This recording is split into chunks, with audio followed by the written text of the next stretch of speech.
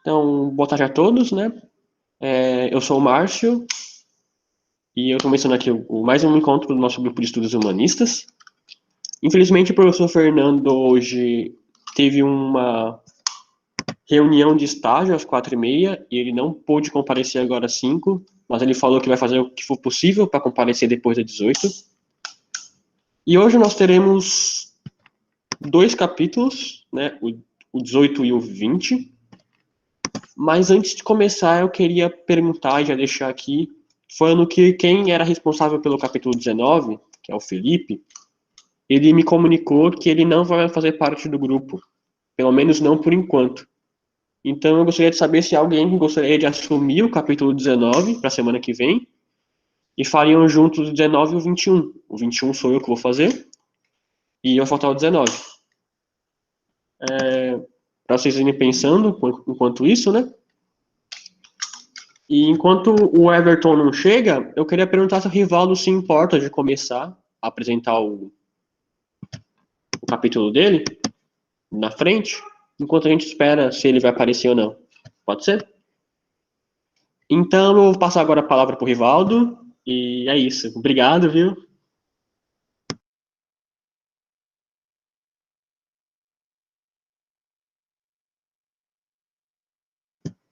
Então, começa pelo 18? O que vocês preferem? 18 ou 20 primeiro? É que na sala ela tava o Everton, né? Então, e o Everton não pode mais. Tinha esquecido disso. Então, você pode começar, Solange? Com 18? Então, fechou. Passo a palavra, então, para Solange apresentar o capítulo 18. Não sei se eu... tá. Bom, gente, boa tarde. Bom, meu nome é Solange, pode me chamar de Sol. Eu sou daqui de Ribeirão Preto, São Paulo, né? Hoje eu vou apresentar o capítulo 18, e aí eu fiz uns slides, porque eu acho mais fácil de eu me organizar, assim, então vou compartilhar com vocês. Se der algum erro, vocês me falem, peraí.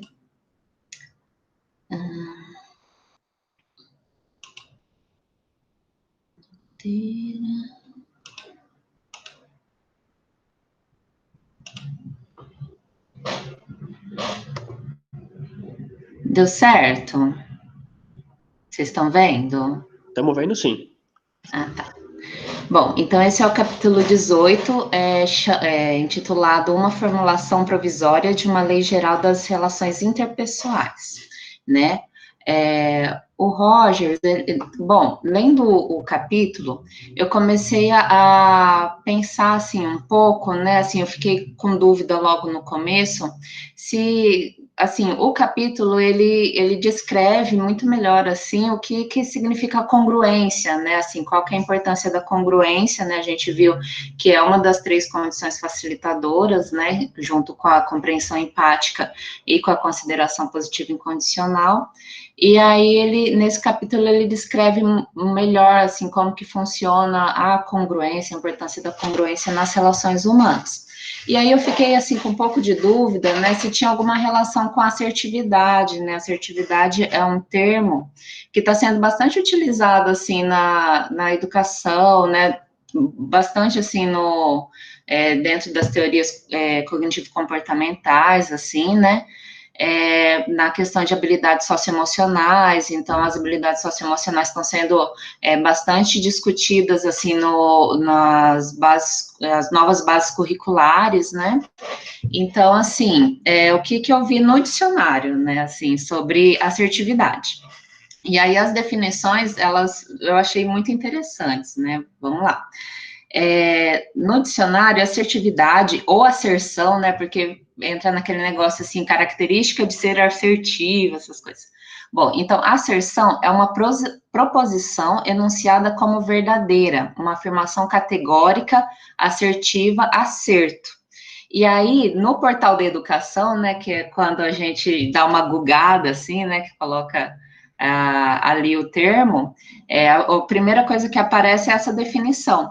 No âmbito da psicologia, a assertividade é a forma habilidosa da expressão, tanto dos sentimentos quanto de pensamentos e necessidades, sem prejudicar o outro ou violar os seus direitos,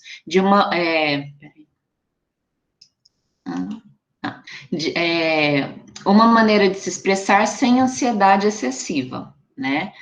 E aí, como congruência no dicionário, a gente acha concordância, harmonia, adequação ou conveniência de algo com o fim a que se destina, ponto de concordância ou correspondência, relação harmônica que existe entre as partes de um todo, coerência, precisão ou correção gramatical no discurso, propriedade de dois ângulos que possuem 360 graus.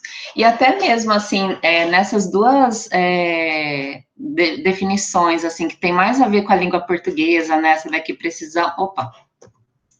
precisão ou correção gramatical no discurso, né, que meio que envolve, assim, você conseguir falar, assim, de uma maneira, assim, o seu discurso ser de uma forma coerente, né, com o que você quer transmitir para o receptor. E até, por exemplo, essa definição da matemática, né, propriedade de dois ângulos que possuem 360 graus, e 360 graus é o que forma o círculo completo, né? Então, se a gente pensar que para um ser humano completo, talvez ele precise de 360 graus, eu achei isso muito interessante, né? Assim, tanto na matemática quanto nas relações humanas, a congruência é importante, né? E aí, que eu vi, assim, já de cara, né, a diferença é que nessa definição do Portal da Educação, uma maneira de se expressar sem ansiedade excessiva, né? E, às vezes, na congruência, né, pelo que a gente já leu no livro, né, já viu no livro, viu nesse capítulo, às vezes pode envolver ansiedade excessiva, e a congruência envolve reconhecer que realmente você está ansioso, né? Então, já achei interessante por aí já, né? E aí, o que o Rogers define, né, que a congruência indica uma correspondência mais adequada entre experiência, consciência e comunicação, né? Então, assim, envolve você ter consciência da sua experiência e conseguir comunicar essa experiência de acordo com o que você está sentindo. E aí ele dá alguns exemplos no capítulo, né? Então, assim, como congruência, ele coloca muito a criança com fome, né? Assim, que ela sente a experiência da fome e aí ela manifesta aquilo que ela está sentindo, né? Conforme ela está sentindo. E outras coisas também, né? Como a afeição, a zanga, contentamento ou medo.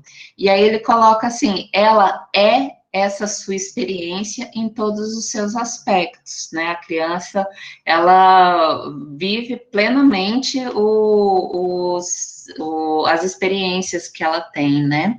E aí, como incongruência, ele coloca... Ai, desculpa, gente, eu tô falando assim um pouco rápido, mas se vocês quiserem me interromper, me interrompam. Eu não tô vendo a cara de vocês, né? Porque eu tô com o slide aqui aberto.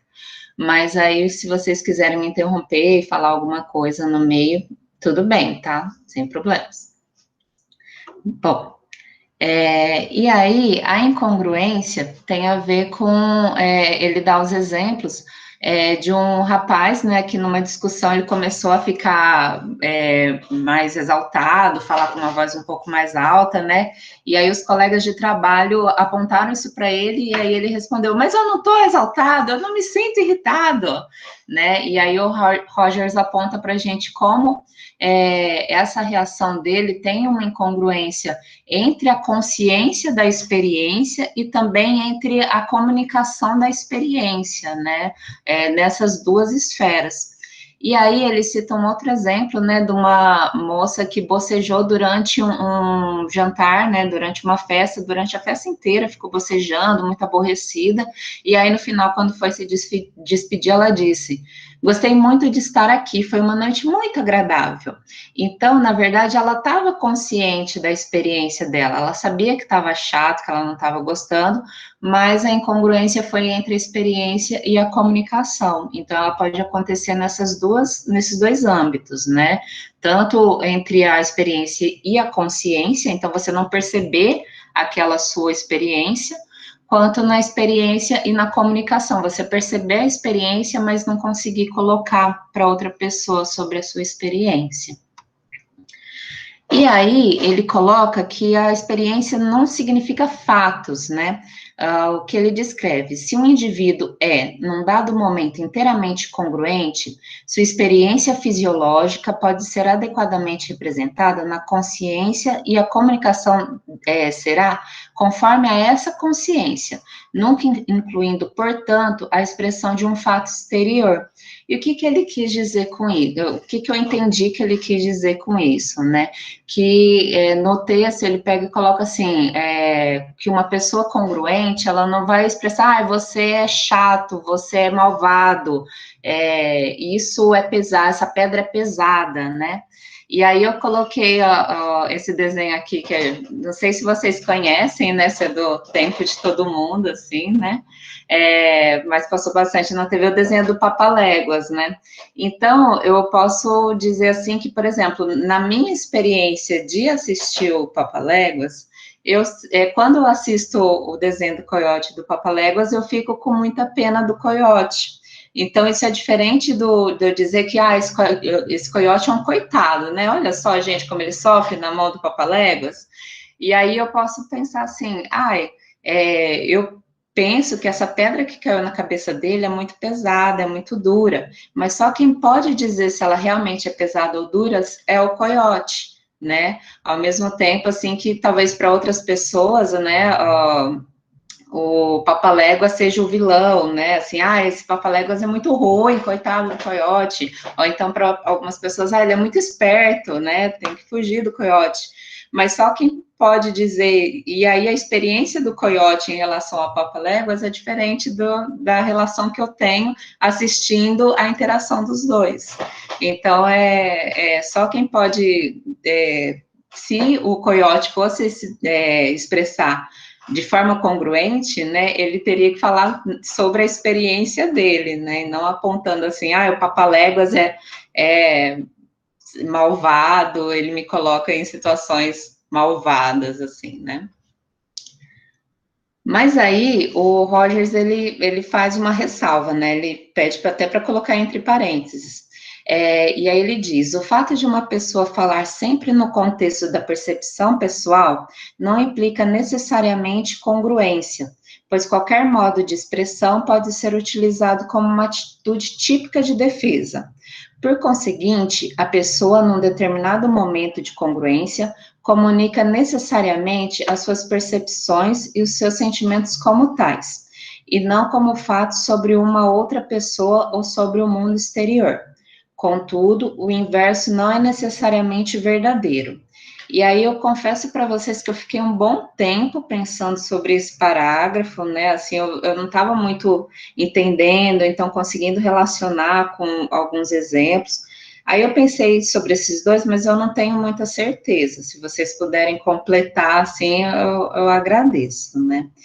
Então, quando ele fala assim, do tipo assim, falar no contexto da percepção pessoal não implica necessariamente congruência, eu pensei um pouco nisso, né, assim, que a gente ouve muito como exemplo, assim, do que não fazer ao educar a criança, de ficar falando assim, não faz isso porque a mamãe vai ficar triste com você, não faz aquilo porque a mamãe vai ficar chateada com você.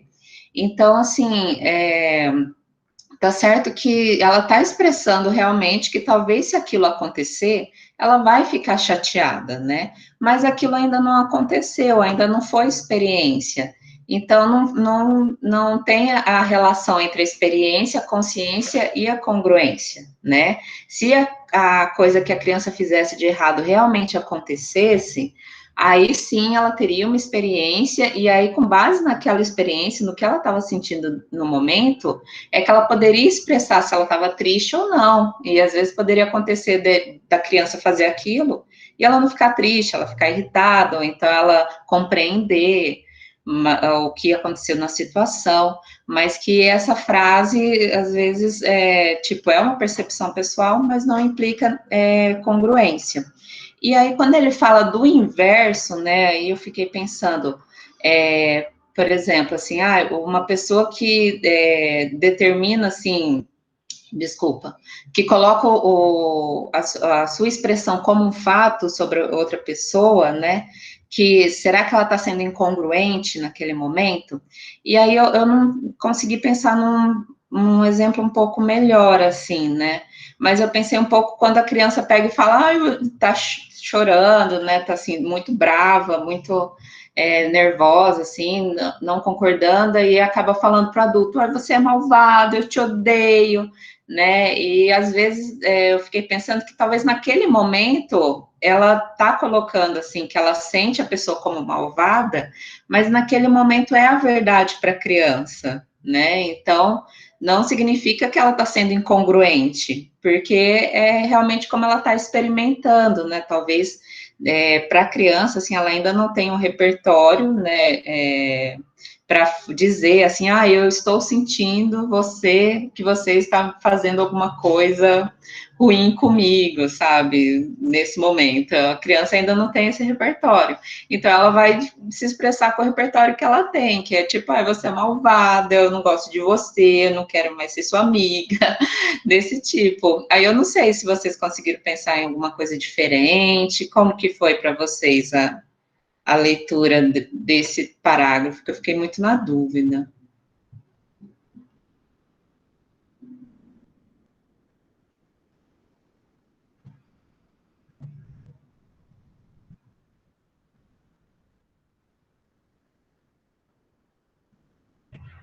Bom, vou tocar, mas aí qualquer coisa vocês falam depois, tá? Bom, vamos lá.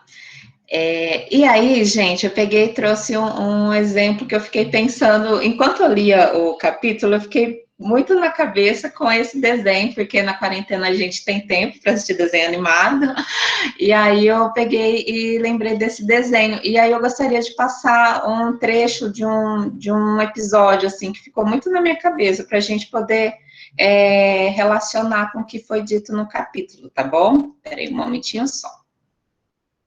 Vamos lá. Deixa eu pôr aqui. Ó, gente, então, o desenho é a She-Ra, né, e as Princesas do Poder, ele tá disponível na Netflix, é o episódio 8. Aí, nesse episódio, assim, tem os personagens, que é a Dora, né, que é a She-Ra, e aí a Cintilante e o Arqueiro, né? A história desse episódio gira em torno mais da Cintilante e do Arqueiro. O que eu vou representar para vocês. Eles são amigos, melhores amigos de infância, sempre viveram juntos, sempre viveram aventuras juntos. E aí, nesse episódio, eles são convidados para uma festa, assim, né? Então, bom, não vou falar mais nada, vou deixar vocês compreenderem. Vamos lá. Deixa eu...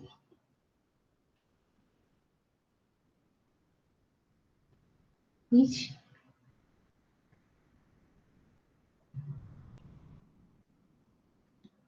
Eita, será que vai dar pau na minha internet?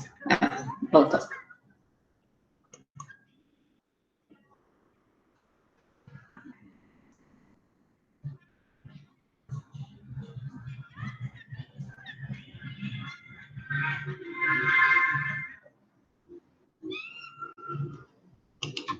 Vocês conseguiram ouvir bem? Não sei se é assim mesmo, mas eu não consegui ouvir direito e tá tudo preto aqui, tipo, não tá aparecendo as cenas. Não sei se é assim ou se é. Não tá aparecendo? A gente tá vendo, eu tô vendo a tela do Netflix, só que o desenho em si não apareceu, sabe? Só falta. Poxa vida. Então, só falta. A Netflix não liberar. Talvez tenha isso. Não sei. Não sei se alguém conseguiu fazer já antes. Que chato. Poxa vida. Deixa eu tentar assim. Mais alguém conseguiu ver? Ou não?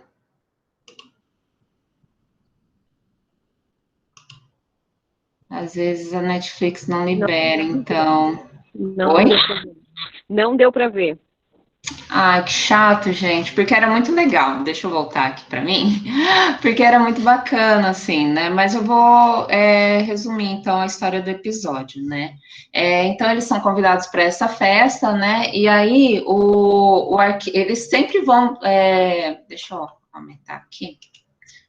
Eles sempre vão nessa festa, o arqueiro e a cintilante.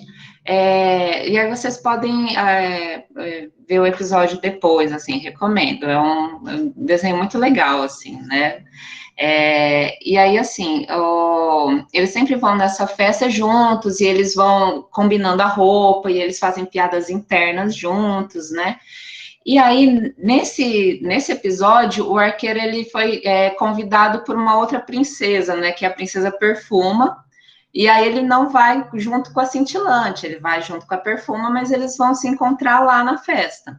E aí a cintilante fica muito brava, assim, ela fica bastante incomodada, bastante chateada, assim, com essa situação, porque ela fica com medo de perder o amigo, de perder a relação com o amigo, mas ela não demonstra para ele, ela só pega e fala assim, não, tudo bem, você tem o direito de ir com quem você quiser, né, vai lá, mas eu não sei, eu não gostaria muito, quer dizer assim, ela pega e fala, mas a gente sempre vai junto, aí ele pega e fala assim, mas eu pensei que talvez fosse bom fazer diferente, começar a fazer diferente. Aí o outro trecho que eu ia mostrar para vocês era eles na festa. Então, assim, ela começa a ver os dois, o arqueiro chega com a perfuma, e aí ela vê os dois juntos, e aí a gente interpreta que ela sentiu um pouco de ciúmes ali dos dois juntos, né? Ciúmes de amiga, assim, eles não têm nada, né? Até o final da série.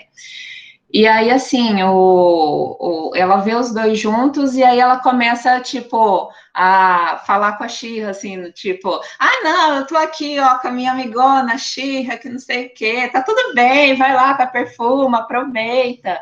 Mas aí ela fica, assim, passa a festa inteira rodeando o arqueiro e a perfuma e olhando feio. E até o momento que ela decide falar com ele, né? Que ela pega e começa a se sentir mal com aquela situação, né? O arqueiro pergunta, durante o episódio, ele pergunta várias vezes assim: mas tá tudo bem, mas é isso mesmo? E aí ela não consegue falar para ele, né? Assim, como que ela estava se sentindo. Mas aí no final ela chama ele de lado e fala assim: eu realmente eu não estou me sentindo bem com isso, né? Mas é porque eu tinha muito medo de perder você, de perder a sua amizade, sempre foram só nós dois, eu não sou muito boa para fazer amigos. E aí ele pega e fala assim, não, para com isso, né? Assim, eu nunca. Você sempre vai ter a minha amizade, né? Vai ter a amizade da Dora, da Xirra. Não precisa se preocupar com isso. Só que isso não te dá direito a tratar as pessoas mal, a tratar a perfuma mal, a pegar e ficar me tratando mal. E aí, assim, gente, eu quis trazer esses trechinhos, assim, porque quando a gente lê o Rogers, né, assim, é muito comum, assim, a gente ficar com a sensação de que, pelo menos nesse capítulo, né, de que sendo congruente, o outro também vai ser congruente, tudo vai correr muito bem, assim, sabe, que a gente vai ter uma conversa e as coisas vão se resolver. E aí, nesse episódio, ficou assim bastante claro para mim que as pessoas poderiam se expressar, poderiam discordar, ter pontos de vista diferentes, manter os seus pontos de vista diferentes, mas ter uma consideração positiva sobre o que cada um estava pensando, sabe? Ter uma compreensão empática sobre o posicionamento de cada um deles, né? E que eles podem manter suas posições, não é tipo que um vai concordar sempre com o outro. Eles podem manter, mas que somente pelo fato de expressar isso, a relação deles fica mais amadurecida. Então, tipo, vale a pena, assim, depois vocês assistirem, né? E se vocês tiverem experiência, não sei se alguém já assistiu esse desenho. Aí não, né? E aí, se vocês quiserem assistir, para mim ficou bastante claro, assim, sabe? Me veio muito na cabeça enquanto eu estava lendo capítulos. E aí, bom, então, continuando, né? Deixa eu colocar. Não deu para ver o episódio, uma pena. Vamos lá.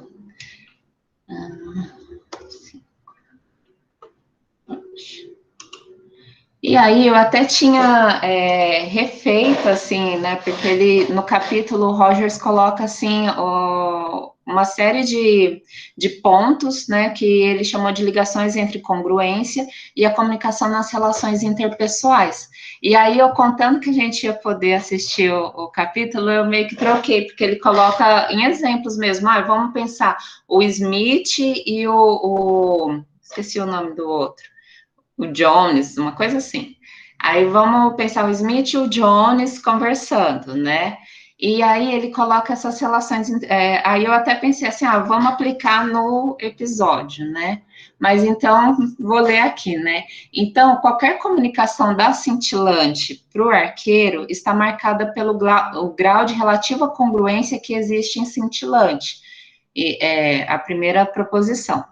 E aí ele coloca, quanto maior for a congruência, então, a soma, né, da experiência, a consciência dessa experiência e a comunicação da experiência, quanto maior ela tiver essa noção, então, no episódio, né, quando ela chega no final e ela percebe, e ela consegue comunicar que ela realmente ficou chateada com esse ponto, né, que não era igual no começo do episódio, que era tipo, não, a gente não tá fazendo igual, mas tá tudo bem, ou então, não, a gente não tá juntos, mas eu tô aqui com a minha amiga Dora, né, e aí ela conseguiu falar para ele, a gente não tá junto, eu tô muito chateada com isso, né, e aí, quando ela conseguiu falar isso, o arqueiro sentiu como claro isso, né, sentiu que ela realmente estava chateada.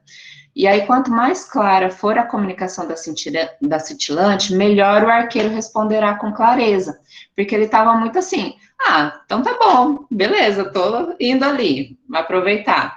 Ou então, tá bom, né, então, você jura que você não tá chateado? Então, tudo bem, né, assim, então, sei lá, gostaria que... e até é interessante, assim, no final da conversa deles, porque ele pega e fala assim, olha, o meu plano era ter trazido a Perfuma, mas poder ter passado a festa você, a Dora e a Perfuma, nós 4. E aí que ele consegue falar isso para a Cintilante.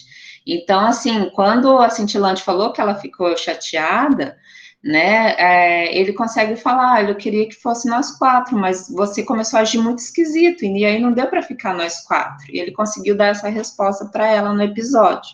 Bom, quanto mais a cintilante for clara, menos defesas criará, e será mais capaz de ouvir adequadamente o que o arqueiro lhe comunica em resposta. Então, a cintilante criou muitas defesas, assim, de falar, tá tudo bem, não, eu não preciso de você, eu tô aqui com a Shira, com a Dora, né? E aí, quando ela foi clara, ela conseguiu ouvir o que o arqueiro tinha para falar, que o plano inicial que ele tinha. Nessa fase, o arqueiro se sente compreendido empaticamente, sente que na medida em que expressou a si mesmo, quer seja de uma forma defensiva, quer seja de uma forma congruente, Cintilante o compreendeu no seu modo de aprender o problema. E aí eu acho bastante interessante, assim, que o Rogers, ele aponta, assim, né, que a pessoa, às vezes, pode receber, ou ser o receptor de uma mensagem congruente, e mesmo assim agir na defensiva, né, pode ter esse retorno na defensiva ainda, mas que mesmo estando na defensiva, né, a pessoa percebe que o transmissor inicial compreendeu o problema. Bom, e aí, para o arqueiro sentir-se compreendido, é experimentar uma consideração positiva, sentir que tem alguma importância positiva na experiência de cintilante. E aí, quando se fala consideração positiva, né, como a gente viu nas nossas discussões, né, durante esses meses, considerar positivamente não é você concordar com tudo que a pessoa faz, mas você levar em consideração o que ela está ali para te dizer, sabe? O que ela está transmitindo para você. Então, ele se sentiu compreendido e sentiu que ela estava disposta a ouvir, pelo menos, o que ele tinha para dizer. E aí, na medida que o arqueiro experiencia cintilante como congruente e como tendo uma consideração positiva e compreensão empática, nessa mesma medida estão estabelecidas as condições da relação terapêutica. Então, uma relação terapêutica também pode ser entre relações interpessoais, as pessoas podem ser terapêuticas umas para as outras, dentro dessas condições. Vivendo essas características de uma relação terapêutica, o arqueiro descobre a si mesmo, vivenciando menos barreiras à comunicação, tende a comunicar-se a si mesmo como é, de uma forma mais congruente. E aí, assim, quem assistiu a série, assim, vê que ele é um rapaz muito, assim, muito de boa, muito tranquilo, muito calmo, mas aí, ele percebendo que houve essa compreensão empática da cintilante, ele pode também dizer que ele ficou chateado e que ele não aceita que ela trate ele mal, né? Ele também pôde expressar isso. E aí o Rogers coloca nos passos 9 e 10 uma repetição das fases. Então, tipo assim, mas aí o receptor vai se expressar de forma congruente, aí ele vai ter os mesmos movimentos que o transmissor inicial teve. E aí ele coloca que eles se tornam reciprocamente terapêuticos um para o outro. E aí ocorre uma alteração de personalidade, maior unidade e integração. Reduzem-se os conflitos e liberta-se mais energia utilizável numa vida eficaz. Registra-se uma modificação no comportamento em direção a uma maior maturidade. E é assim mesmo, assim, que ocorre no final do episódio, né? Eles precisam fazer as pazes, né? Então, eles se unem contra uma outra ameaça que surge na série, e aí eles agem com maior maturidade, assim, em outras relações, em outros eventos parecidos, então a cintilante não fica com tanto medo de perder a amizade do arqueiro quando ele se afasta, quando ele passa maior tempo com outras pessoas, né, e aí o arqueiro coloca mais vezes que ele está se sentindo, que ele se sente incomodado com as coisas que a cintilante faz, então a relação deles, mesmo que haja conflitos, ela vai numa direção de maior maturidade. Mas aí o Rogers coloca no final, né, um elemento limitativo. Se o arqueiro inclui na sua resposta mais congruente novos elementos que estão fora do domínio da congruência da cintilante. E aí eu ia usar como exemplo a primeira ceninha que eu ia mostrar, que é quando ele pega e fala assim, eu vou com a perfuma. Porque assim, a cintilante estava toda assim, a gente vai junto e a gente vai na festa e vai ser muito legal, que não sei o quê, como todos os anos. E aí ele pega e fala assim, é que esse ano eu tô pensando em ir com a perfuma. E aí a cintilante solta um berro, assim, o quê?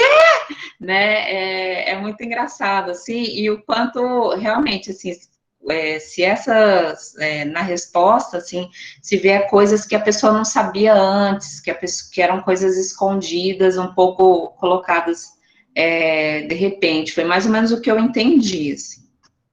Bom, e aí o Rogers, ele fecha com a formulação da provisória de uma lei geral. Então, vamos lá. Quanto maior for a congruência da experiência, da consciência e da comunicação por parte de um indivíduo, mais a relação originada implicará uma tendência para uma comunicação recíproca caracterizada por uma crescente congruência, uma tendência para uma compreensão, uma melhoria da adaptação psicológica e do funcionamento de ambas as partes, satisfação recíproca da relação. E quanto mais o receptor sente a comunicação do transmissor como congruência de experiência, consciência e comunicação, mais a relação que daí deriva envolverá aí as mesmas coisas, uma tendência para comunicação recíproca, tal. E aí ele coloca, inversamente, quanto maior for a incongruência comunicada da experiência e da consciência, mais as relações assim originadas envolvem comunicações posteriores com as mesmas características, desintegração da compreensão adequada, funcionamento e adaptação psicológica menos adaptados em ambas as partes, insatisfação recíproca na relação.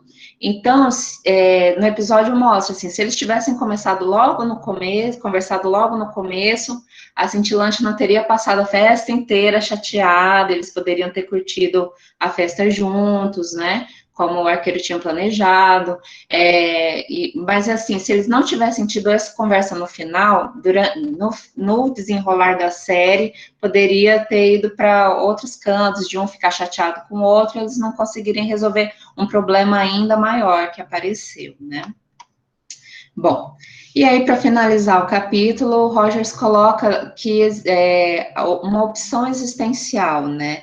Ele discute que sempre quando a gente tá para falar alguma coisa, né, para uma pessoa, a gente faz alguns questionamentos, né? Um que eu coloquei aqui é esse. Teria eu coragem para comunicar totalmente o grau de congruência que eu sinto?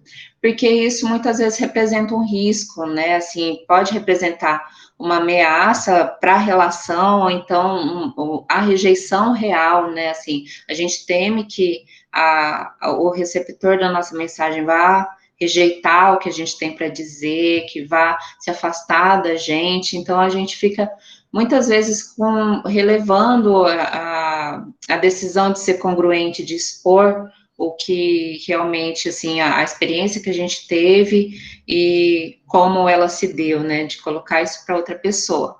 E aí ele coloca nessa reflexão, parece-me que é o fato de assumir ou não esse risco que determina quando é que uma relação se torna cada vez mais reciprocamente terapêutica ou quando segue numa direção desintegradora.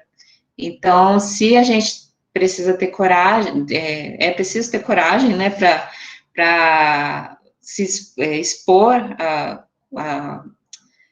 essa congruência, né, para ser congruente, mas que realmente se a gente não assume esse risco, né, a relação pode ir para uma direção desintegradora.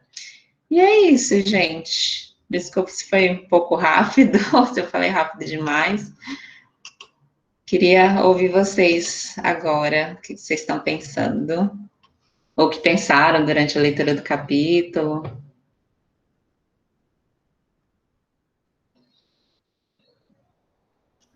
Não sei se, tipo, quando eu li esse capítulo, eu pensei muito numa matéria que eu li, que durante a quarentena, muitos relacionamentos estão acabando, né? E muitas pessoas falam, ou muitas pessoas estão, tipo, não suportando mais ver os filhos em casa. E é muito isso da comunicação que não tá rolando, né? Que muitas vezes os casamentos que eles acontecem, os dois trabalham e realmente não tem uma comunicação do que um sente pro outro. E quando isso pode acontecer, que é quando nenhum dos dois trabalha,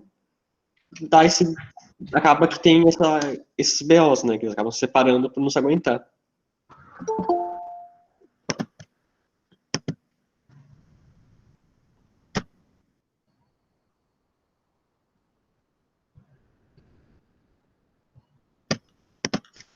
Eu ia propor pra gente passar pro capítulo 20, o que vocês acham? E a gente faz um finalzão discutindo tudo? Pode ser? Então, Rivaldo, posso passar a palavra para você? Apresentar o capítulo 20? Olá, pode sim. Opa, então, com vocês o Rivaldo.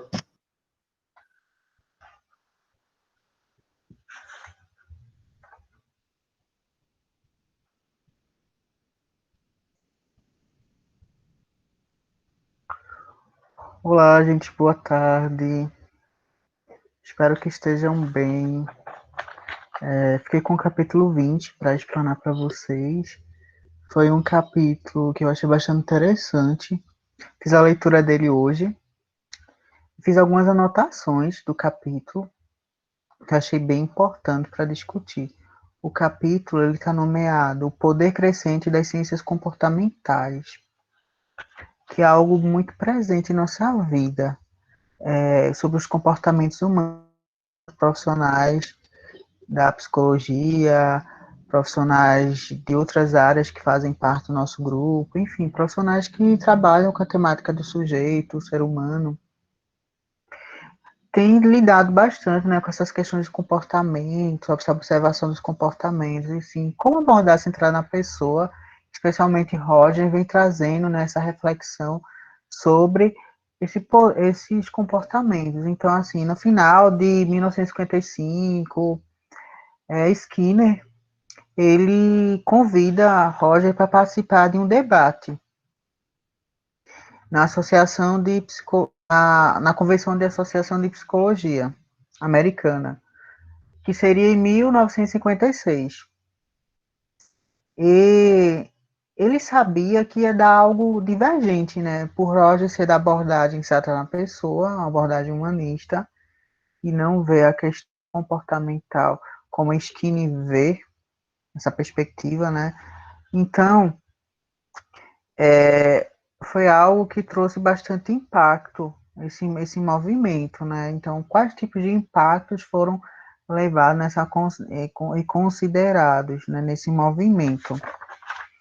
Pelo que eu deixei anotado aqui, eu percebo que o uso do conhecimento científico que Roger vem trazer, né? E como abordagens comportamentais, elas trazem a forma de moldar o comportamento humano, ou seja, a forma que o comportamento humano ele ser direcionado, uma forma de comportamento assertivo, direcionado, um comportamento ideal para aquela pessoa que advém de uma semelhança de outros comportamentos. Então, naquela época, a maioria dos consultórios se dava uma perspectiva da psicometria, então de medir realmente esse comportamento, se esse comportamento ele estava um comportamento adequado para aquela pessoa em determinada função, como por exemplo o texto me destacando, né? Então, esse debate ele trouxe bastante audiência e Roger ele publicou o texto desse debate, que está na página 1057 a 1066 do Science em novembro de, acho que é Science, o nome dessa revista, não me atentei a ver o que seria uma revista ou não, ou um jornal, mas você pode conferir com a leitura do livro, onde está publicado, e sobre essa questão do escrito, né, Roger ele trouxe bastante referências em dois eventos. Um que foi a palestra sobre tendências contemporâneas, que ocorreu na Universidade de Wisconsin, e a apresentação do seminário da Faculdade de Alunos do Instituto de Tecnologia da Califórnia. Então, com essa experiência de Rogers e a publicação do texto, Roger escreveu, né, sobre essa inferência dos comportamentos, que vai desde as ciências humanas, com as ciências exatas também, como, por exemplo, economia, matemática, as ciências instrumentais. Desde essa perspectiva, temos que observar os problemas sociais, educacionais, políticos, econômicos, éticos, filosóficos, colocados para esse avanço. Então, primeiro, ele vem relatar, Roger, eu acho bem interessante do jeito que Roger trata as coisas, que ele faz a gente pensar. O escrito de Roger não é um escrito impositório, que você lê e você se sente obrigado a obedecer. Roger te convida a pensar sobre aquilo. Então, Roger ele vem trazer nesse capítulo bastantes exemplos. E dentro desses exemplos, ele vem trazer as questões da forma que os comportamentos eles são vistos na sociedade. E é algo muito atual na nossa vida. Eu vou até utilizar a estratégia da Solange e trazer para a nossa realidade, nossos movimentos, e como nossos comportamentos são comportamentos moldados para uma direção. Então, ele vem trazer dentro dos seus escritos, do seu escrito, sobre as formas como as indústrias, as universidades, as organizações, elas necessitam perfis dentro dessa perspectiva comportamental.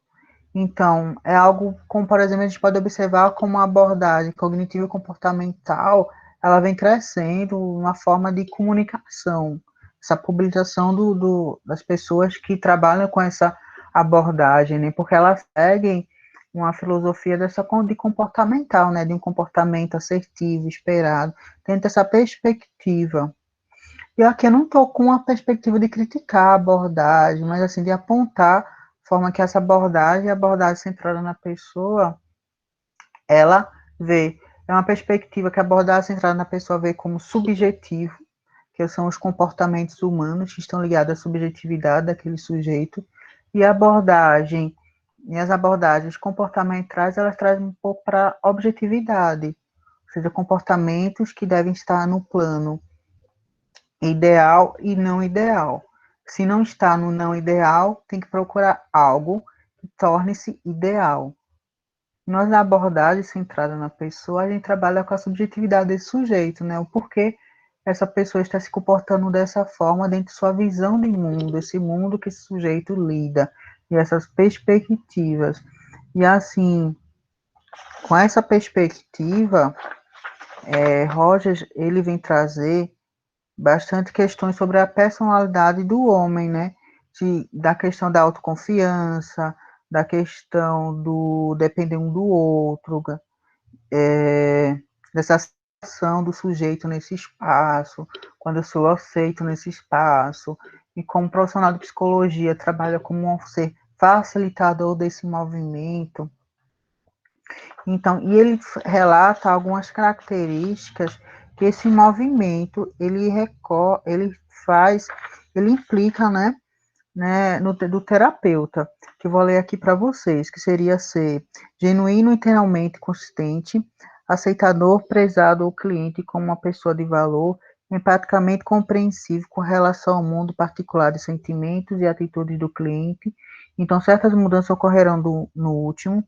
Algumas dessas mudanças são: o cliente se torna a mais realista em suas autopercepções, mais confiante e autodiretivo, mais positivamente valorizado por ele mesmo, de menos propensão a reprimir elementos de suas experiências, mais maduro, socializado e adaptativo em seu comportamento, menos perturbado, menos estresse e mais rápido para recuperar dele, mais semelhante à pessoa saudável integrada.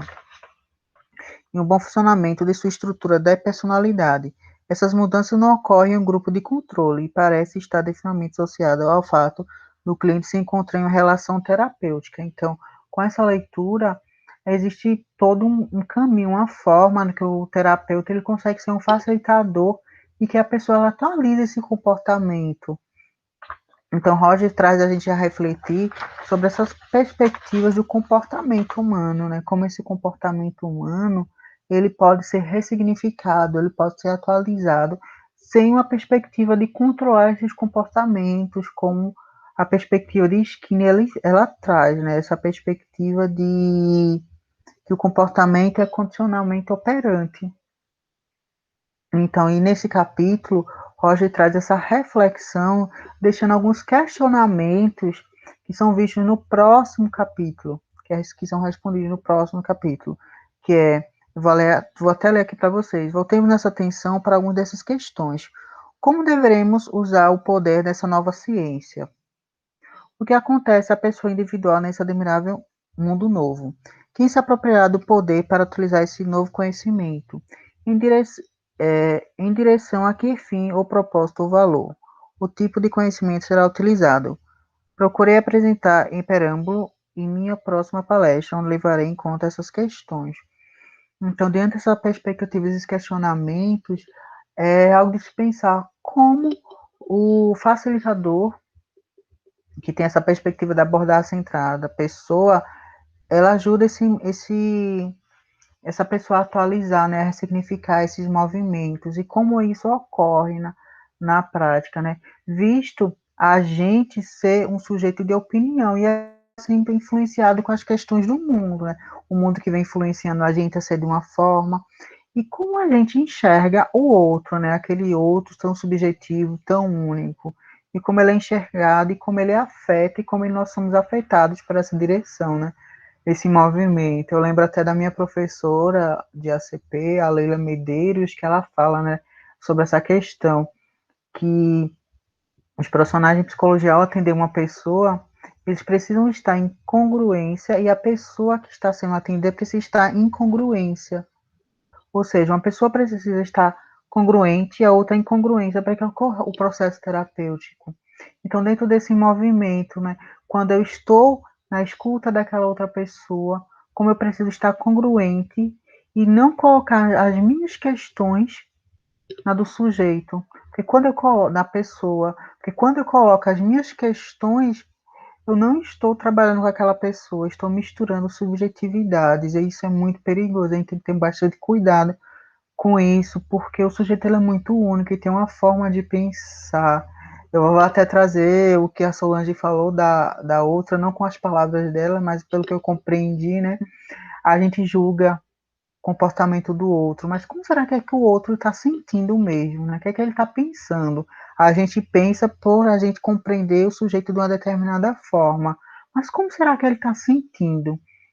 Então, ao ler esse capítulo, me fez refletir bastante sobre essas questões comportamentais e como o mundo ele nos faz a gente sentir essa obrigação até mesmo de questionamentos, até mesmo a gente pensar sobre as questões comportamentais e como a gente está aceitando essas questões comportamentais e não está levando ao outro a ser influenciado por as nossas vivências, pela nossa forma de ver. Só que quando a gente está com o outro sendo um facilitador da atualização do outro, a gente precisa saber que o outro é o outro e a gente é a gente. E a gente dividir esses espaços. Então, gente, é isso que eu venho deixar para vocês sobre a minha leitura do capítulo 20. Gratidão. Nossa, obrigado pela leitura. E eu queria também compartilhar uma coisa que eu senti com esse capítulo, né? Quando eu senti esse capítulo, eu senti o Rogers muito preocupado, né, com o poder da psicologia num futuro próximo.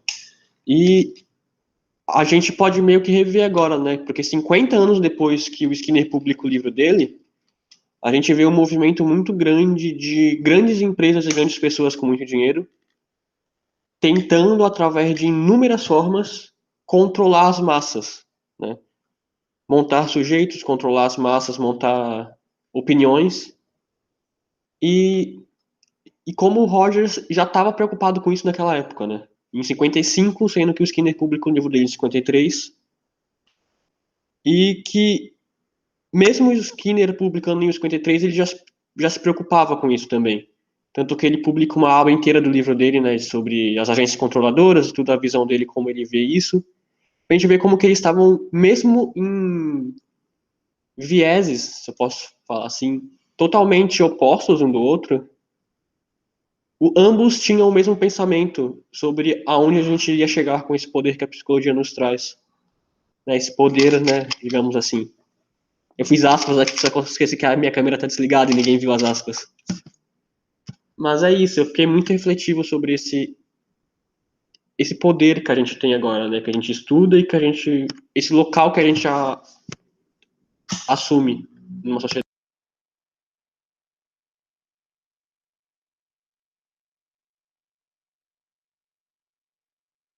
Verdade, Márcio. Eu também fico pensando bastante sobre essas questões, né? E como nós, profissionais da psicologia, influenciam bastante as pessoas. A gente tem que ter cuidado com essa influência que a gente faz. Muitas vezes, os nossos pacientes, clientes, vêm perguntar questões do que a gente acha, não levando a vivência dele, mas a nossa opinião sobre. E dentro dessa perspectiva da abordagem centrada da pessoa, a gente tem que fazer com que essa pessoa ela perceba isso diante a vivência dela, né? Tem que ter bastante cuidado com essas questões, que eu acho que é algo que você vem trazendo em tua fala, sobre essa reflexão, né? De como o outro ele está sendo assujeitado a ter um comportamento padrão de um grupo, né? É como se fosse um grupo tendo o grupo como referencial para todas as pessoas. Então, é bastante interessante a gente pensar sobre essas questões, a gente refletir. Eu vou até utilizar uma palavra de um livro que eu gosto bastante, que é da Judith Butler. A gente precisa problematizar essas questões.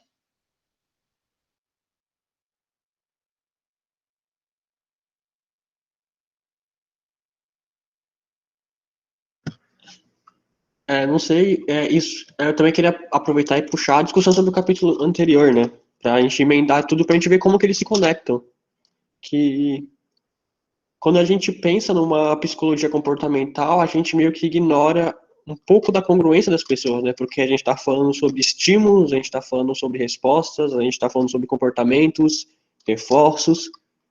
Mas onde fica o eu nesse meio, nesse estímulo? Onde fica o indivíduo e o indivíduo a conversa entre indivíduos nesse meio.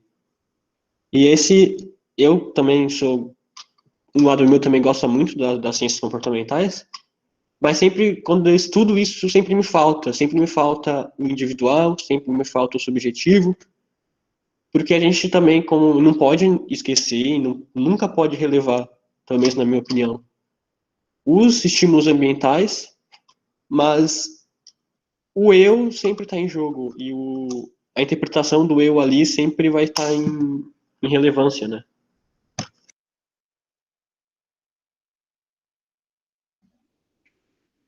Verdade, Márcio. Até utiliza a tua experiência quando eu estava estudando. A minha professora de psicologia comportamental, uma pessoa incrível, assim. Quando a gente teve aula com ela, todo mundo se sentiu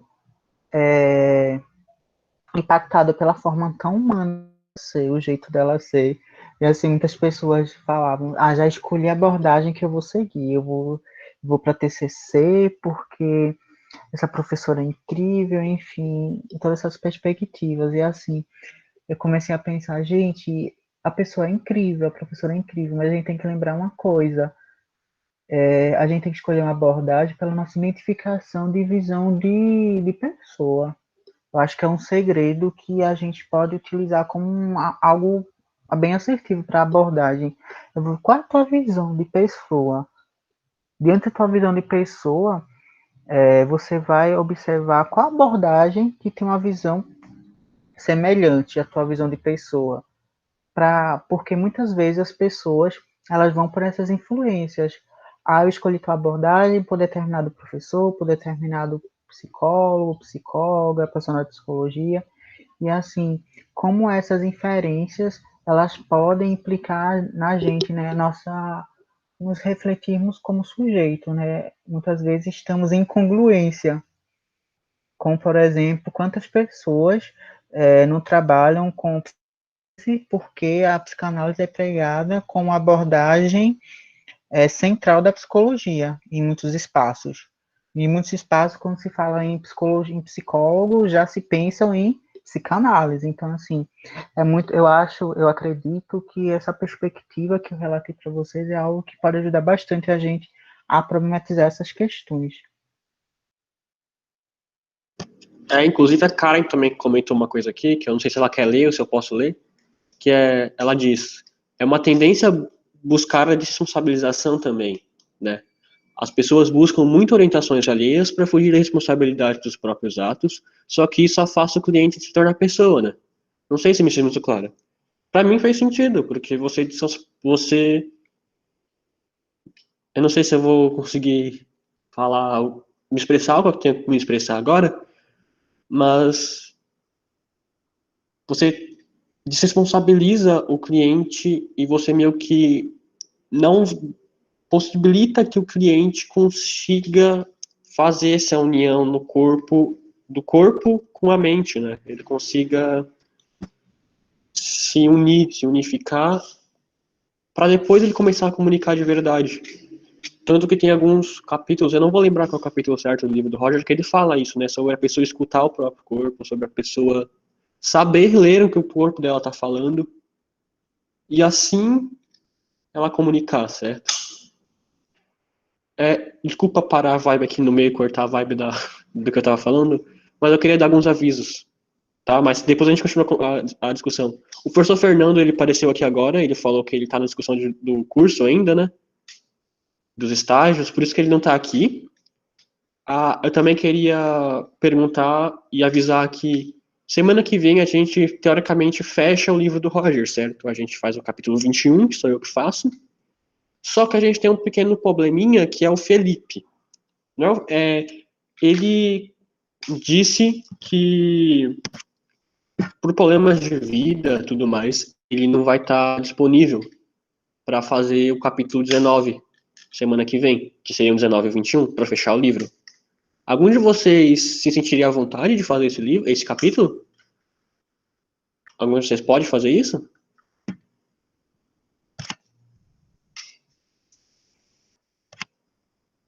E a segunda coisa é que também do Felipe é que teve um capítulo que eu acho que é o 6 ou é o 7 que ele fez e que ele não terminou.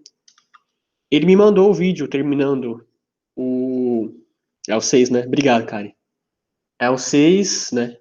Ele me mandou o vídeo da apresentação completa e a gente vai postar ele no YouTube lá para quem quiser ver. Porque a gente não vai passar aqui porque o vídeo tem 1h40 de duração. Né? Ele se preocupou bastante em fazer bem longo. E vai ficar essa pendência do 19, né? Pra gente terminar e fechar o tornar as pessoas. Então é isso. Se alguém puder assumir aí, eu só não assumo porque eu já vou fazer o 21, que é o último, e fazer 2 capítulos da mesma pessoa eu acho que vai ficar pesado.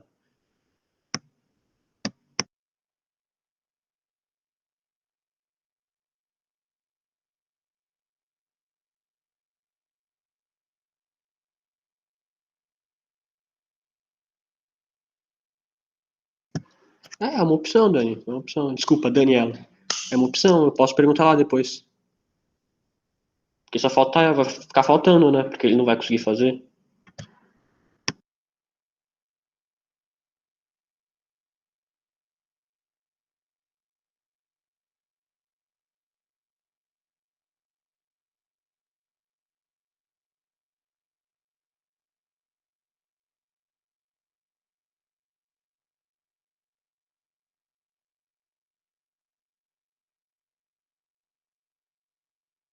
Então, gente, mas.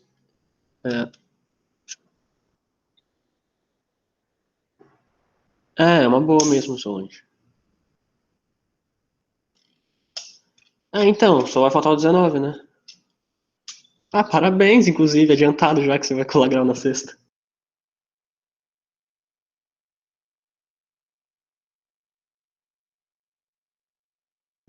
Então, gente, isso. E eu não sei se dá para voltar o foco para o encontro. Quem mais tem alguma coisa para falar, para apresentar? Algum comentário? Pode ser no chat, eu leio aqui, tranquilo.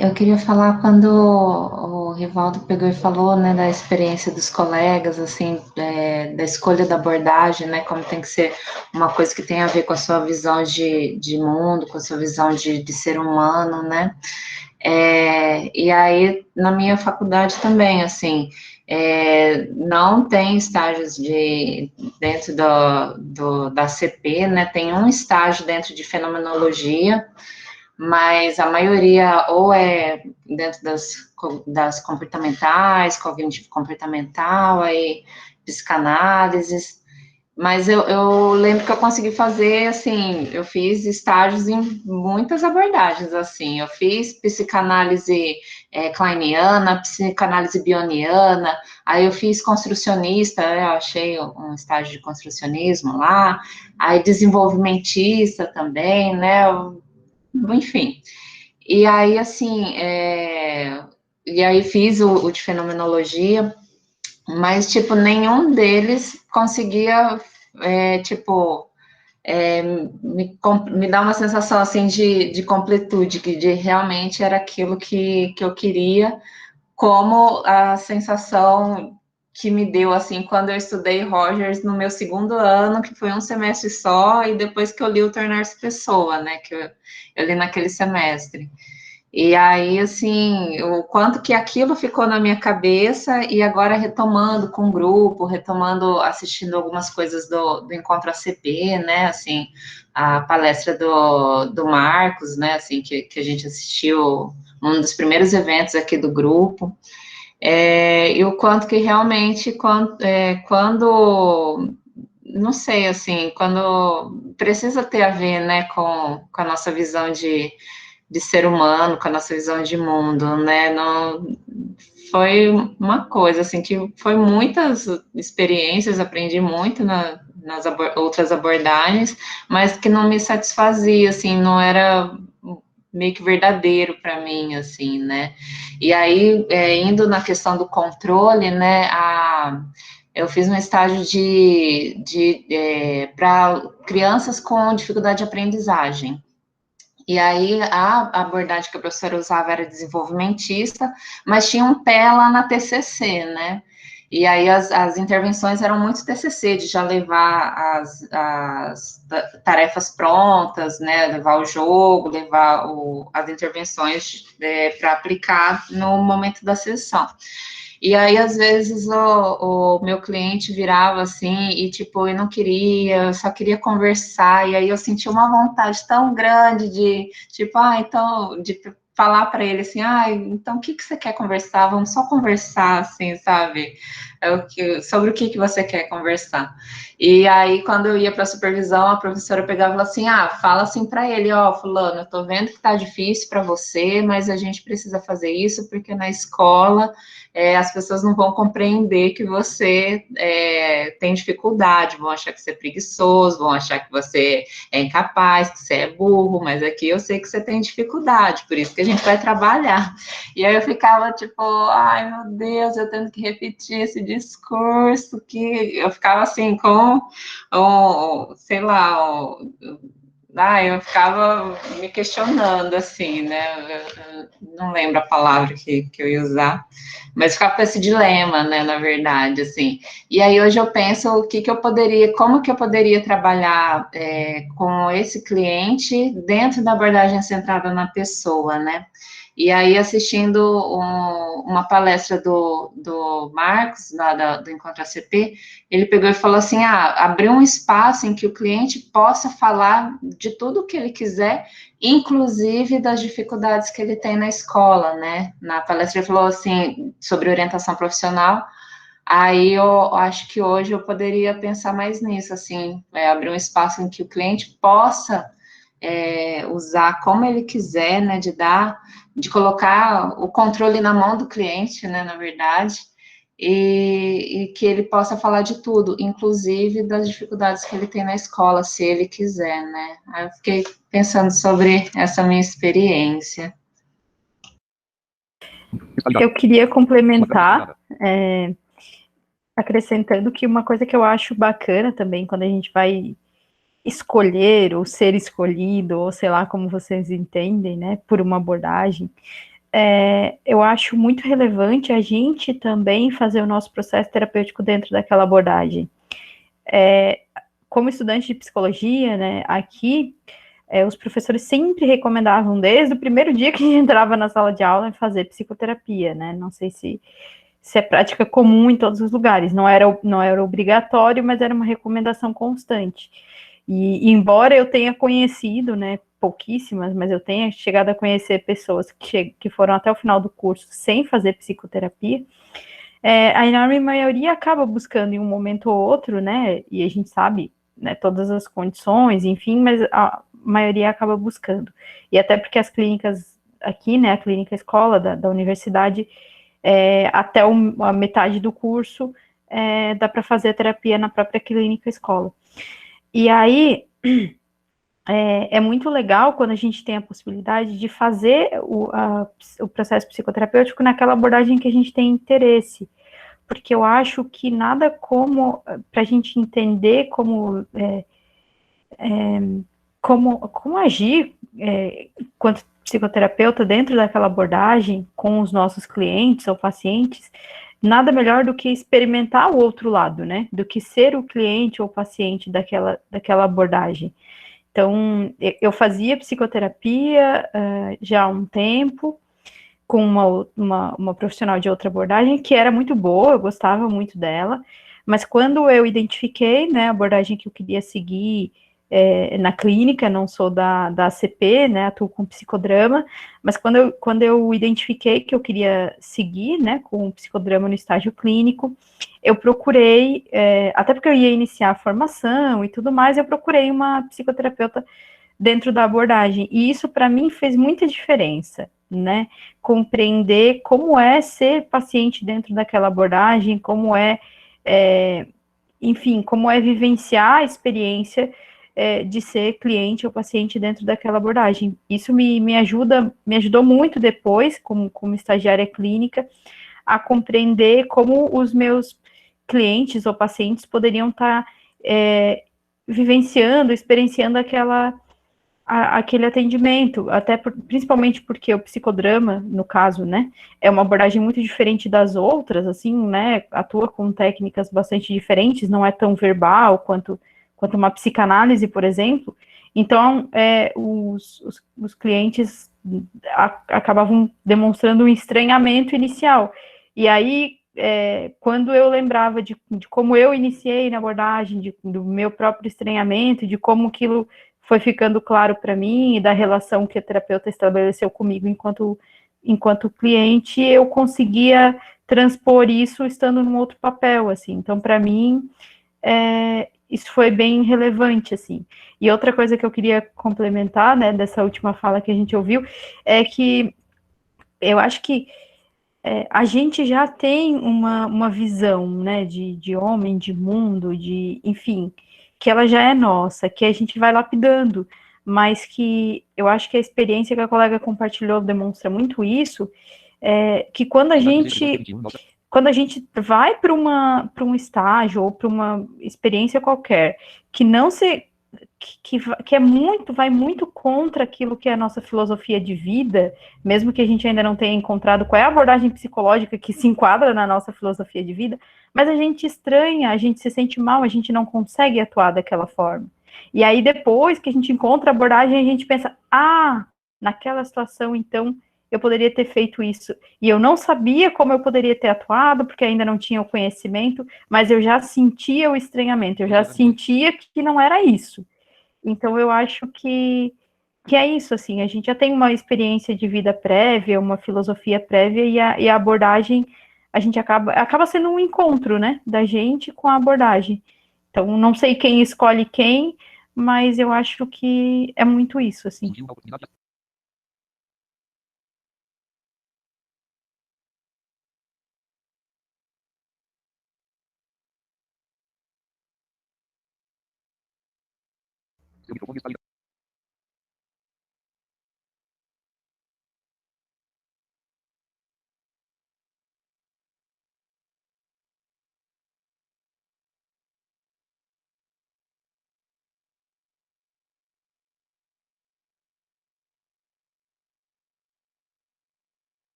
A gente tem mais algo que quer falar? A Joyce falou que surgiu uma oportunidade de eu estagiar com aba e não tem como jogar com ACP, né? Então, eu não sei. Eu não posso falar porque eu não sei nem o que é aba, sendo bem sincero. Mas se alguém puder falar sobre, seria legal.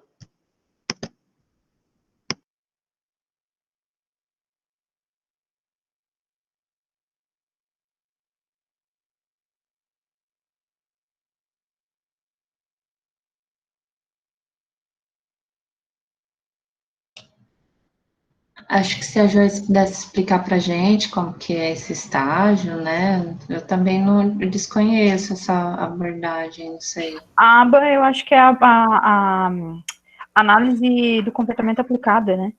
E eu não tenho muito conhecimento nem em aba, nem em ACP, mas eu acho que isso de dialogar ou não, a princípio não, porque são filosofias muito diferentes, né? O aba vem, acho que do comportamentalismo, a ACP vem, né, dessa questão toda fenomenológica e tal. Mas eu acho que também vai muito, tem muita relação com o professor, orientador ou supervisor, enfim, com a pessoa que vai estar mediando esse estágio contigo, assim. Porque tem pessoas que são mais flexíveis e conseguem fazer aproximações, ou nos permitem fazer aproximações, né, não ficam tão engessadas como o exemplo da colega ali. Não, você não pode conversar com a criança, você tem que dizer isso, isso e isso para ela. Tem pessoas que são muito engessadas dentro da abordagem e, não, você veio para atuar dessa forma, você vai atuar dessa forma, não importa se você gosta ou não. E tem pessoas que são um pouco mais flexíveis, tipo, né, olha, gostaria que você aprendesse isso porque o estágio se propõe dentro dessa linha, mas se você tiver ideias que contribuam, enfim, e vão fazendo aproximações, eu acho que também a gente também não pode se fechar, né, para as outras abordagens. Acho que a gente também precisa buscar o diálogo, senão a gente fica nessa de tipo, tal abordagem não dialoga com a gente, tal abordagem não dialoga com a gente, mas o quanto a gente dialoga também com as outras abordagens. Bom, concordo com Daniela, eu acho muito importante tua fala, Daniela. Comigo ocorreu o seguinte, eu conheço a aba e até já perdi uma oportunidade de emprego por não ter aba. A aba é bem utilizado com pessoas que têm autismo, em análise do comportamento, trabalha uma abordagem que trabalha essas questões de estímulo, resposta, ela utiliza bastante Skinner. Eu vejo o seguinte, eu trago para ti essa pergunta, qual a experiência que tu queres para tua vida com aba? Assim, eu te convido a pesquisar sobre aba, ver se realmente é algo que, que gostas, para que tu tenha a ver com a tua perspectiva, a tua visão, porque assim, muitas vezes a gente faz algo pelas oportunidades que surgem. Eu vou fazer tal curso porque vai surgir uma oportunidade para mim, mas às vezes eu não me identifico com aquele curso. Mas às vezes também a gente precisa conhecer para dizer se a gente justifica, se a gente se adapta àquele ambiente ou não. Então, assim, eu já aproveito e pego também a fala da Daniela, né, da gente conhecer, ver realmente esse diálogo com as outras abordagens. Diante da tua pergunta, desse diálogo entre o ABA e a CP, ele não tem um diálogo teórico, não existe, né? Mas você pode fazer algo diferente na tua atuação. Você pode trazer esse olhar da ACP, esse olhar humanista na aplicação do ABA. Vai depender muito do como esse profissional ele vai atuar. Mas assim, essa relação direta não existe, porque o ABA trabalha com a perspectiva comportamental e a CP trabalha com essa questão da subjetividade. Mas assim, é algo muito importante conhecer o ABA com questões do autismo. Eu, particularmente, trabalho num local onde profissionais de TCC são bem convidativos, porque eu trabalho com crianças com necessidades específicas. E, assim, eu sou da ACP, eu trabalho com abordagem centrada na pessoa lá, e, assim, o que eu mais recebo é laudo de neuro, solicitando que a pessoa seja acompanhada por um profissional de psicologia que saiba que tenha aba ou que seja pelo menos da TCC.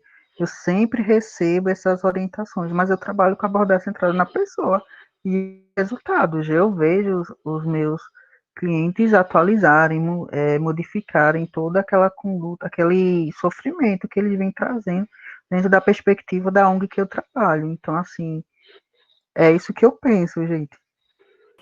Aí eu queria complementar, né, nessa questão da deficiência e autismo, que eu não sei exatamente no que é o estágio da Joyce, mas, assim, goste a gente ou não, o ABA é o método mais reconhecido para tratamento e trabalho com pessoas com autismo. É o único eficaz? Não, provavelmente não. É o mais eficaz? Não tenho dados para dizer, mas é o mais reconhecido.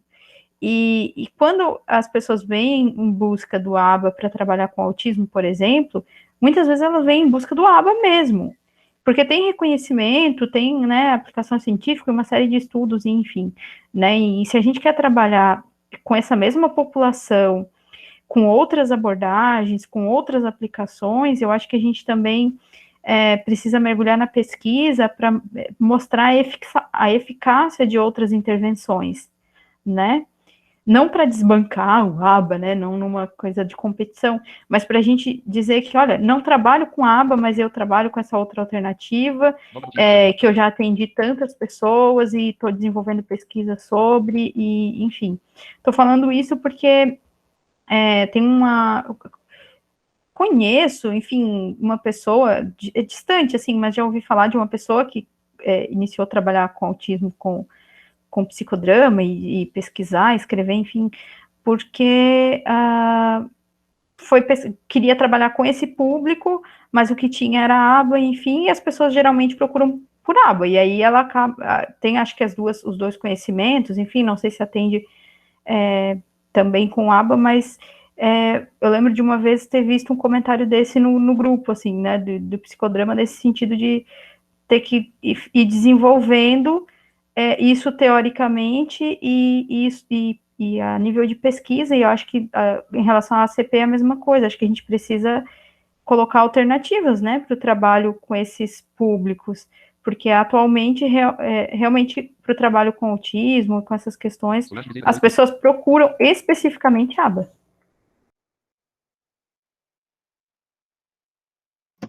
E eu não sabia que era aba, porque eu não sabia desse termo aba, né? Mas comportamento eu já estudei, inclusive.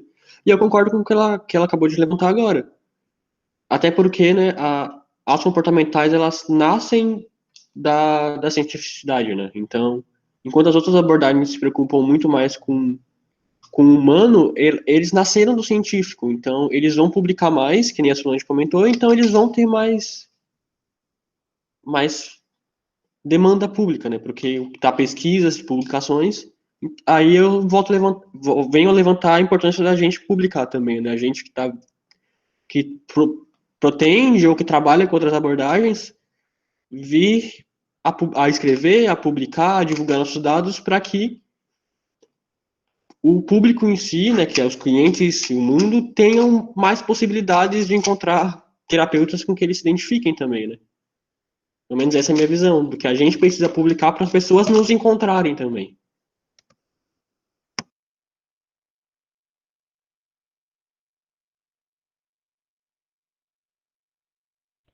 Eu acho também que por causa da terapia, dessas comportamentais trazerem muito respostas, elas acabam se tornando mais populares, porque as pessoas, elas estão em busca de alguma coisa rápida, né? Elas querem resultado. E a comportamental traz totalmente resultado, né? Você faz isso, isso e isso, e aí o resultado vai ser esse. Então, as pessoas, elas parecem confiar mais a uma primeira vista, né? Em uma coisa que parece uma receitinha de bolo. Mas eu acho que nem as abordagens comportamentais sejam, né, uma receitinha de bolo, só passem essa imagem e aí as pessoas acabam querendo procurar mais isso por pensar que tem um resultado X, né? Sei lá, não sei se deu para entender.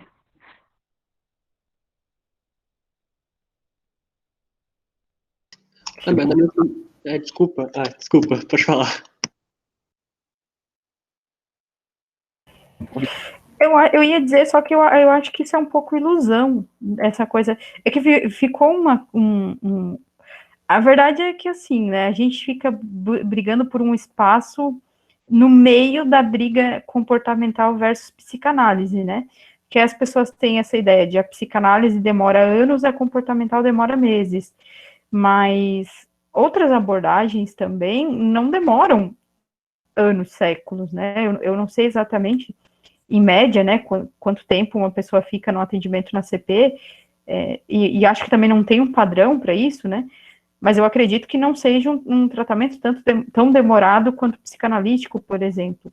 A única coisa que eu acho, que eu até escrevi no chat, é que eles sabem vender muito melhor o peixe deles do que a gente sabe vender o nosso. As pessoas não nos conhecem, nem a nível científico, né, como a Solange colocou, e nem midiático. E eu também acredito que a gente também não pode se fechar para essa experiência das outras abordagens, né? Principalmente isso aqui eu falo pra gente, para pessoas como eu que estão estudando agora, porque a gente não viveu nenhuma abordagem ainda do outro lado, né? A gente já só viveu como cliente, a gente nunca viveu como terapeuta. Então, sobre a questão do estágio, eu abraçaria para viver a experiência, sabe? Para eu poder ser do outro lado e viver a experiência disso. Tanto que, contando a minha experiência agora numa extensão, eu vou ajudar psicólogos de todas as abordagens possíveis no Hospital São Paulo, exatamente para viver essa experiência. E para não me fechar para a experiência e não me basear na experiência dos outros ou na experiência de um livro sobre as outras abordagens. Pelo menos aqui contando a minha experiência e o que eu pretendo fazer, né? E assim, gente, eu também acho que todas as abordagens elas são importantes. São as formas que as pessoas elas vão se identificando, vai ter terapeutas excelentes da comportamental, vai ter terapeutas excelentes da ACP, da psicanálise, psicodrama, e é o que eu sei, é o que eu já falei para vocês. Eu acho que vai muito da identificação sua com aquela abordagem, né? Essa pergunta, por que eu estou escolhendo essa abordagem? Mas e aí também tem essa questão, né? Para você dizer que não gosta, você tem que começar a compreender, não é só diante de uma experiência, algo muito simples ou até mesmo teórico. Às vezes aquela pessoa que está facilitando aquela abordagem não foi uma pessoa que teve uma didática tão interessante, uma metodologia tão interessante. Por exemplo, na faculdade que eu estudei, o meu professor de psicanálise, muita gente não gostava da metodologia dele. E assim, muita gente que tinha tudo para ir para psicanálise, escolher outra abordagem, porque disseram que não ia para a clínica com ele, porque ele não passava conhecimento de uma forma interessante. E assim, e as pessoas que foram relataram que a experiência com ele foi incrível. E assim, vejam, uma pessoa deixou de vivenciar algo diante de uma realidade, diante de uma perspectiva, de um movimento. Então, acredito que a gente precisa observar muito isso. Como o Márcio falou, a gente precisa pesquisar, a gente precisa publicar, a gente precisa fazer com que a nossa ciência ela tenha mais conhecimentos, que a gente possa trazer mais conhecimentos em abordar centrado na pessoa, cognitivo, psicanálise, enfim, nas outras abordagens. Acho que a gente precisa divulgar mais, fazer com que essas abordagens sejam conhecidas e também vivenciá-las, se possível.